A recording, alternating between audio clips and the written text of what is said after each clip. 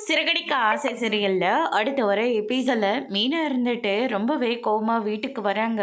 அதுக்கு அடுத்ததா முத்து இருந்துட்டு என்னாச்சு அப்படின்னு சொல்லிட்டு நம்ம முத்து வந்து கேட்கவும் அவர் ரொம்ப ஓவரா பேசுறாங்க.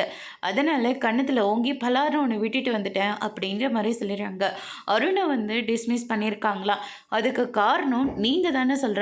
உங்களை சரியான வழிக்கு நான் கொண்டு போகலன்னு சொல்லிட்டு இருக்காங்க. அங்கே உயிர் துடிச்சிட்டு இருக்கு.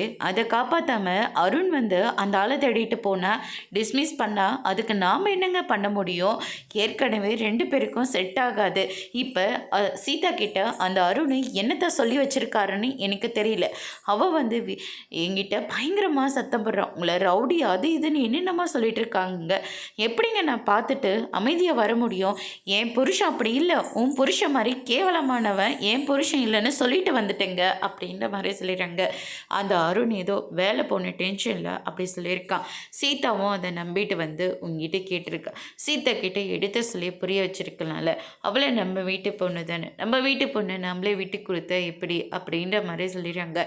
அதுக்கடுத்து தான் சீதாவோட மாமியார் இருந்துட்டு நம்ம மீனாவை வந்து பார்க்குறாங்க. ஏம்மா உன் புருஷன்கிட்ட சொல்ல மாட்டியா? என் புள்ள நேர்மையாக இருந்து இவ்வளோ தூரம் கஷ்டப்பட்டு மேலே வந்திருக்கான். உன் புருஷனுக்கு என் பிள்ளைய பிடிக்கலனாக்க ஓரமாக ஒதுங்கி போக வேண்டியதானே. இப்போ அவனால் 2 தடவை என் பிள்ளை டிஸ்மிஸ் ஆகிருக்கான் அப்படின்னு சொல்லிட்டு சீதாவோட மாமியார் இருந்துட்டு நம்ம மீனா கிட்ட பயங்கரமாக சண்டை போடுறாங்க.